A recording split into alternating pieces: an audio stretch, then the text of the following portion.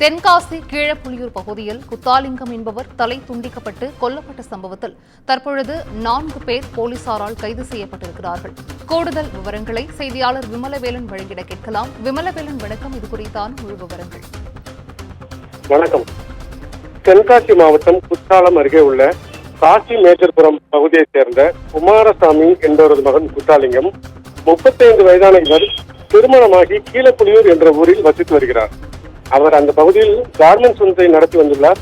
இந்த நிலையில் நேற்று மாலை 4 மணி அளவில் குற்றாலிங்கம் கீழப்புலியூரில் உள்ள ரேஷன் கடையில் பொருட்கள் வாங்க சென்றுள்ளார். அப்போது அவரது மனைவியும் அவரோடு சென்றுள்ளார்.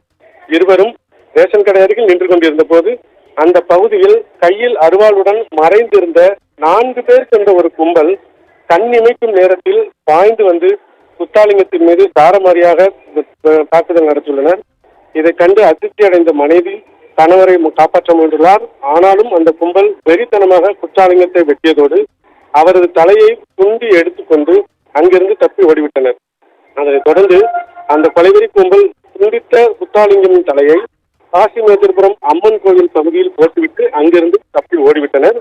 தகவல் அறிந்த தென்காசி போலீசார் சம்பவ இடத்திற்கு விரைந்து வந்து குற்றாலிங்கத்தின் உடலையும் காசி மேஜர்புரம் அம்மன் கோயில் பகுதியில் கிடந்த அவரது தலையையும் மீட்டு பிரேத பரிசோதனைக்காக தென்காசி அரசு மருத்துவமனைக்கு அனுப்பி வைத்தனர்.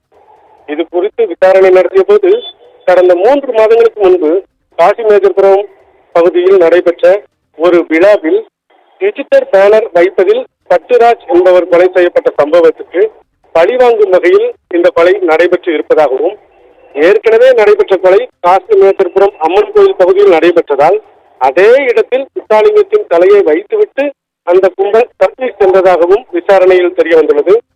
மேலும் இது சம்பந்தமாக தற்போது குற்றாலிங்கம் தலை துண்டிக்கப்பட்ட வழக்கில் தொடர்புடைய ரமேஷ், ஹரிஹரசுதன், செண்பகம், மணி ஆகிய 4 பேரை தற்போது தென்காசி போலீசார் கைது செய்து விசாரணை நடத்தி வருகின்றனர்.